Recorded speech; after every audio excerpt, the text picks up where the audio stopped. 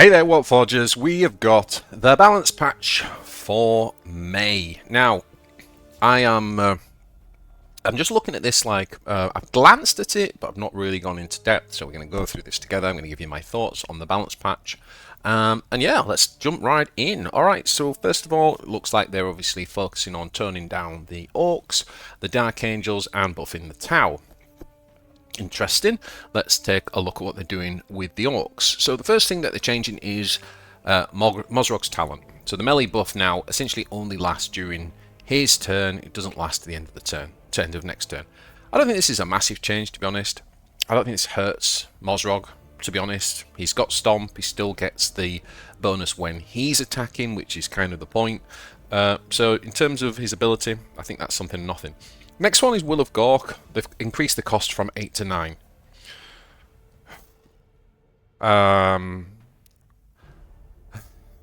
Okay, I really hate this change. I don't get this change at all. Why are we targeting the control tools of the faction? Will of Gork has already been nerfed from 7 to 8. It was actually in a perfect spot, and now we've got cards like the Imperial Guard card, right? Like, if you look at the Imperial, no, where is it? Imperial Guard card, right? So we've got this card here, which costs 9 energy. It says deal 10 damage to all enemy troops. Okay, so the Will of Gork is clearing enemy troops and our troops for the same cost. I mean, I don't know. I don't get it. To me, the Will of Gork was not the problem at all in the Orks, and I hate the fact that we're nerfing control tools. Like, Orks were getting crazy because they were just beating you down, winning the game with, you know, with gym boss tactics, too much range, too much reach, and the Squigs were basically busted. But for some reason, most of the top decks were dropped Will of Gork, for example. But for some reason, that's been targeted. I don't understand that one at all. Definitely not a fan. Next up, Grizzle Scar Boy has changed from 5 to 6.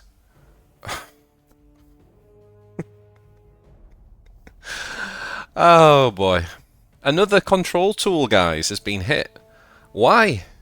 How can we pay 6 energy for this? Like, how can you take 5 energy was bad. 6 energy to gain +1 armor is. I think this is bonkers. I don't think this sees play now. I think they've really hurt the control archetype, which is so sad because genuinely the Orc control archetype when this card first came in was one of the only true control ways of playing a true control build. Any of you guys that played other CCGs, you know what I'm talking about, like a true control deck. Orcs are one of the only factions where you could play that. And in these 2 nerfs, they are just destroying that archetype. And it wasn't even the power, it wasn't even the problem in the game. You know, if we were in this like deep control meta where every game was going to turn 20, like I could understand it, but this is just not understanding the problem. I just don't know. I really don't like that change. Nob on a Smasher Squig no longer has concussive. Right, so we've taken. This is another one. It's like we've taken one of the kind of few proactive cards that was kind of interesting, and we've gotten rid of concussive. That was one of the things that made this card viable. I don't think you can run this card anymore. Like, new card, it's been out less than a month. Proactive, so it does nothing on the turn you play it, which is always a massive downside in a game like this, but it had this concussive thing, and they've got rid of it. Another bad change. Another really bad change. Squig Boys, the health has lowered from 6 to 5. Yeah, I can understand that one. I mean, the Squig Boy is pretty damn powerful. We've seen him everywhere, right? And so going from 6 health to 5, it's making him die a bit easier, maybe on the trades that he's making. That makes sense to me. He's still got all the attacking ability that he had, so I think that's a fair change. Yeah, good change. Drag it down. Now, drag it down is a big one, because what they've done is they've said that basically It deals 1 damage for each friendly unit. It used to deal 1 damage and then another 1 damage for each friendly unit. So essentially it does 1 less damage, but the big change is it no longer gives +1 health to troops on the board. So for example, if you played a Gretchen mob and you played this, you would buff all your Gretchens to 3 health instead of 2 health Vanguards, which is really cool. So drag it down, to be honest, let's be honest, it was too powerful. So it needed a nerf. How good of a change this is, I don't know. I still think it's very good as a finisher. I think it will be used more like that now as a reach and a finisher, to be honest. Bomb Squig, damage range has been lowered from 1 to 3 to 1 to 2, and then the description changed to unstable backlash, deal 1 to 2 damage to all enemies. Okay, so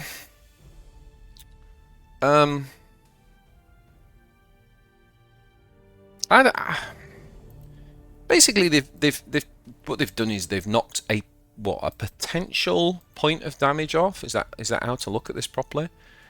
Yeah, so the backlash now does 1 to 2.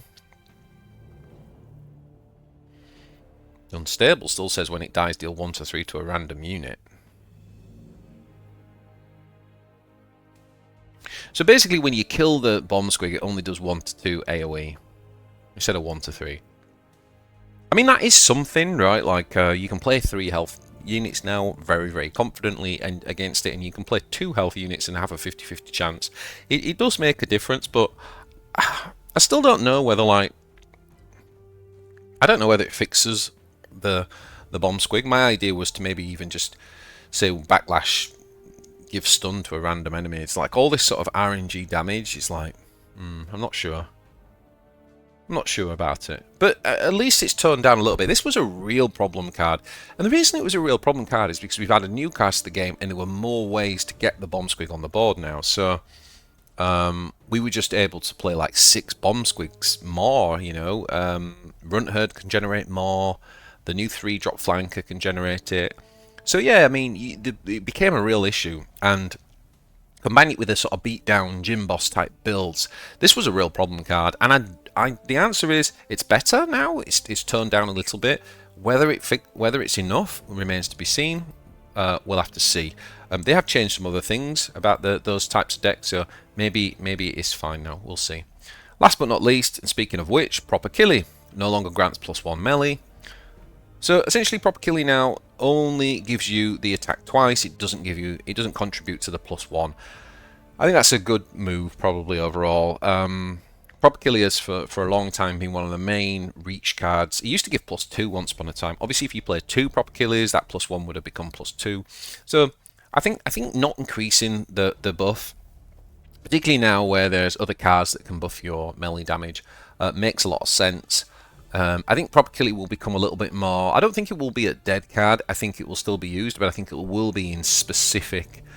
With specific warlords now, like Mozrag and Gordrang probably, and in specific beatdown decks. But I don't think it will go in as many decks as it used to do, and it does really impact the range, because the Orks reach was getting just a little bit crazy. All right, let's move on to the Dark Angels. I mean, I'd say overall with the Orks, like, there's a few good changes in there, but there's some that I'm just really not happy with. And also still think that there's some very powerful Orc decks you can do. But it will be interesting. I'm hoping that... I mean, I do think the control players are kind of like a bit more dead, which is sad. But I'm hoping that like the games aren't ending on E5 anymore. So we'll see. Okay, so the Dark Angels, the Deathwing Knightmaster, long needing touching a little bit. They've done a good job here, I think. They've got rid of the shield, and they've said that they've kept the AoE bonus, which I think was damage, which I think was really important. Dealing 3 damage was really important. But what they've done is they've made it +2 now instead of +3 on the buff that it gives, the permanent buff, which includes the Warlord. So it's an incremental change. I'd still play these. I still think it's a very good card, but it's just toned down a little bit, so that's sensible. The Deathwing Champion has the melee's moved from 7 to 6. Fair enough. I mean, I didn't think this card was great, but obviously when you pay off, it's a big payoff. So just watering it down a tiny bit. Deathwing Knight going from 5 to 4. Yeah, I don't know if it needed it. Right, it's got 0. It's got 0 on the range attack. I don't know if I'd run these anymore. Deadly Hunters is a big change. No longer counts the enemy warlord, right? So it basically, this was the change I wanted to see, and it's basically deploying one less Black Knight than it would have done. So I think that's a very, very good change and much needed.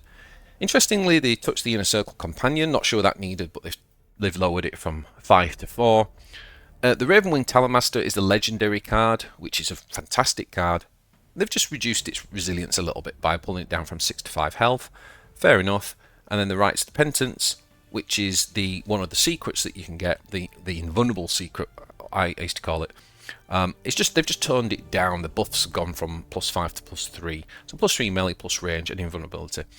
That makes sense. I think overall the Dark Angel buffs and nerfs are better than the Orc ones. For the most part, they've hit the right things. I don't know that the Deathwing Knight will be played anymore, and I'm not sure about Inner Circle Companion. Still okay, but they have definitely just toned those things down a little bit. So it's subtle. It's subtle with the Dark Angels, but it is meaningful. So I'm kind of happy with those. Okay, let's get on to the Tau. So the Tau have essentially seen some major buffs. So the first one is the Enforcer Battlesuit. The health has lowered from 7 to 6, but they've added +1 armor.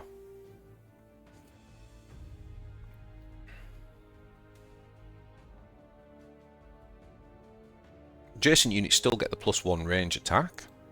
It's interesting that they keep on going after this card, right? We really want us to play this card. I mean, I'm not sure why this is always the target of the buffs and nerfs, but let's take a look. So here it is. So, kind of an interesting change, right? They bring the health down, but they give it +1 armor, which is better. I think this card was good anyway. I think it's just got better. I particularly love the idea of armor on the battlesuits with Onvar, right? Because Onvar's +1 heal now, I think, gets even more value when it's buffing armored units. So this card is a powerhouse, and yeah, I am very much looking forward to playing some Tau with this card. The Cold Star Battlesuit, the health's lowered from 8 to 7, added 1 armor. Okay, now the Cold Star was never really played, but as a flyer with 7 health and 1 armor and an Onvar deck, that might actually be pretty good now. Yeah. Don't know though. I don't know. Depends whether we have to see, like you got to think like what sort of deck wants the buff from the battlesuit unit, and it's generally a kind of go wide build that wants it. So it's definitely one I want to test. It's never really quite cut it before.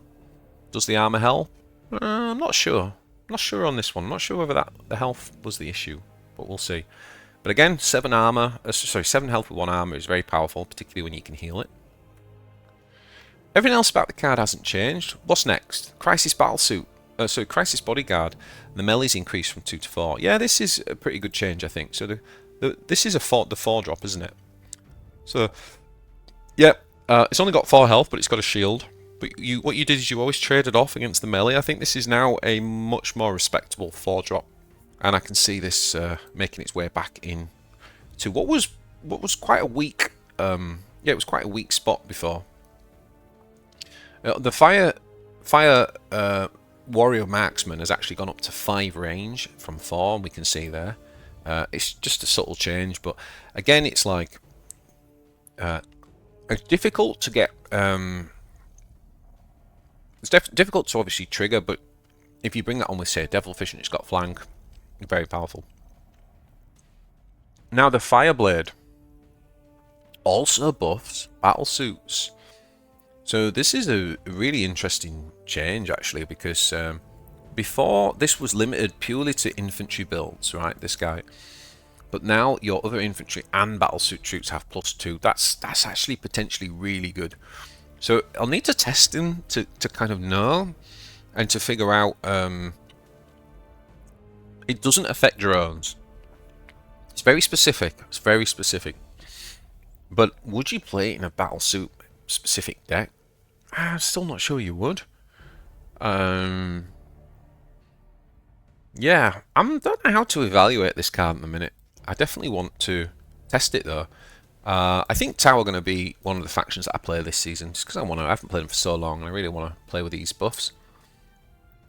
The next up, we've got the shield generator, which is the Riptide's talent. Okay, brilliant. They've basically made this 0, so you can just put a shield on for 0 cost. That's really cool. Like, the Riptide's an 8-drop, and then you're talking about the next turn, so anything that's got that context has to be really good, and making that 0 cost is really good, so well done for that.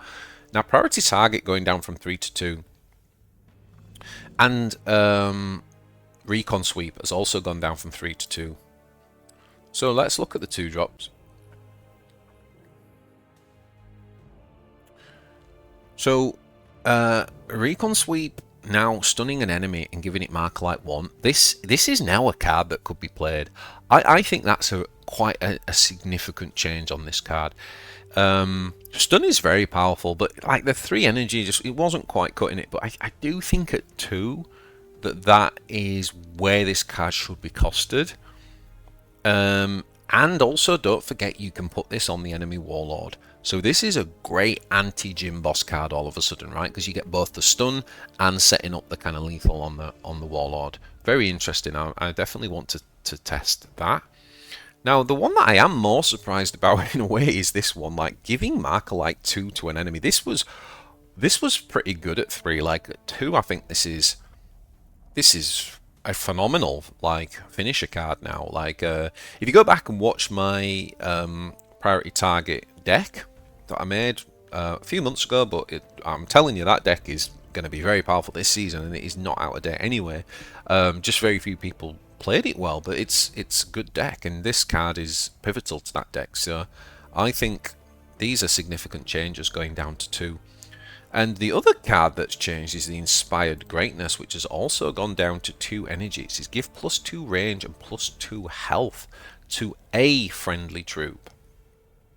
And it is a give, it's a permanent, and it's not heal, it's, you know, so it +2 health and +2 range, potentially, yeah. Obviously it kind of makes more sense on something that you're expecting to stick around.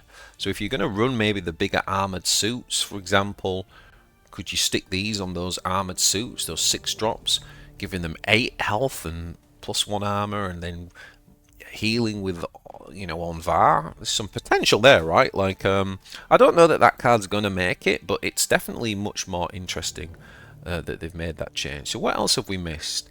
The Thundering Rampage. It's a melee bonus increase from 2 to 3.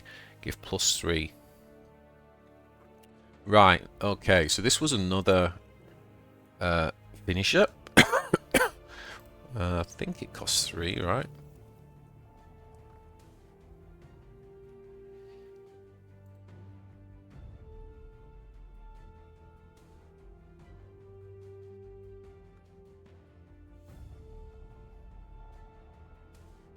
Can't actually find it.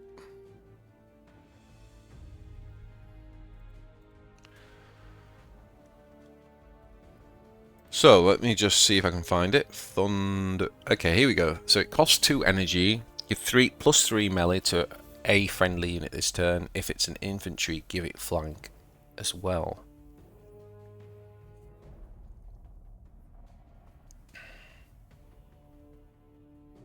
Yeah. Potentially.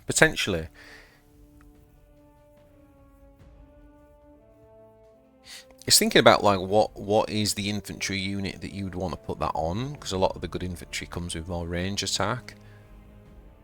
But it was never played at 3 energy, and now obviously just making it cheaper, there's a bit more chance that it will. So it looks like one of the general trends is they're trying to make the payoff cards, the kind of these buffs, cheaper generally throughout the faction. So it's good, not nudge in the right direction. Now we've got the Fire Warrior Breacher increased health from 3 to 4, and the Breacher Shasui increased health from 4 to 5. Sorry, range from 4 to 5 and health from 5 to 6. Okay, let's take a look at these guys. So first of all, the Breacher, yeah, I really like this change. really, this really brings the infantry build a bit more online, because this card just wasn't quite. It was just understated. But at 4 health now with the Vanguard, this is much more competitive. I actually quite like that card.